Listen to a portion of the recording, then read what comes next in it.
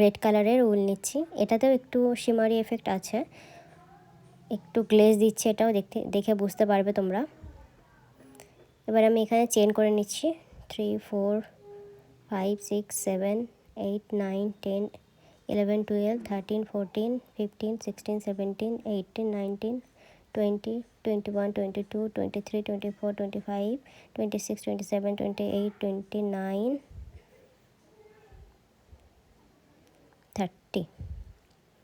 30 chain করলাম। এবার প্রত্যেকটা ঘরে আমি সিঙ্গেল ক্রোশিয়া করছি 3টে করে। প্রথম ঘরটাতে 3টে করলাম, আবার পরের ঘরটাতে 3টে সিঙ্গেল ক্রোশিয়া করছি। এরকমভাবে আস্তে আস্তে সব কটা ঘরের মধ্যে 3টে করে করলে জিনিসটা একটু সাইজে বড় হবে এবং কুচকিয়ে যাবে, যার ফলে আমাদের রোজটা বানাতে সুবিধা হবে। প্যাটেলগুলো অটোমেটিক্যালি তৈরি হয়ে যাবে। দেখতে থাকো তোমরা, দেখতে দেখতে আর কি বোঝা যাবে কিভাবে আমি করতে চাইছি। তো এখানে আমি একটু স্পিডটা বাড়ালাম, কারণ এই প্রসেসটা পুরোটার মধ্যে সেম হবে। একবার বুঝে গেলে প্রত্যেকটা ঘরেই সেম একই রকমভাবেই করতে হবে। প্রত্যেকটা চেনের ভেতরে 3টে করে সিঙ্গেল ক্রোশিয়া।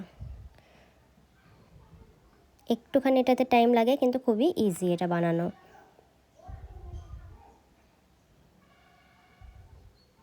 এইভাবে করতে থাকবো। তো দেখো কমপ্লিট হয়ে গেলে এটাকে কাট করে নিলাম। দেখো এরকমভাবে কুচকিয়ে গেছে, এবং এটাকে এভাবে স্টেপ বাই স্টেপ আমি গুছিয়ে নেব। দেন এটাকে খুব ভালো মতো বেঁধে নিতে হবে যাতে না খুলে যায়। এখানে একটা আমি প্লাস্টিক ছুঁচ নিয়েছি, যেটার মধ্যে আমি উলটাকে একটু পরিয়ে দিলাম। এবার এটাকে একটা নট দিয়ে দেবো ভালো মতো। ছুঁচটাকে পেছনের দিক থেকে একদম সামনে নিয়ে আনবো, এইভাবে তুলবো। দেন আবার উপর দিক থেকে নিচের দিকে টেনে নিয়ে যাব। দেন এক্সট্রা যে উলের পার্টটা আছে সেটার সাথে এটাকে বেঁধে দেব, টাইট করে একদম নট দিয়ে নেব, তাহলে এটা আর খুলবে না।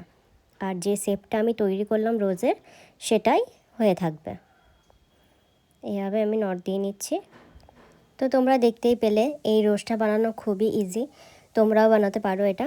আর যে কোনো কালারে তোমরা বানিয়ে নিতে পারো। দেখতে কত সুন্দর লাগছে দেখো। তো এই পাতাগুলোকে এরকমভাবে অ্যাটাচ করব আমি।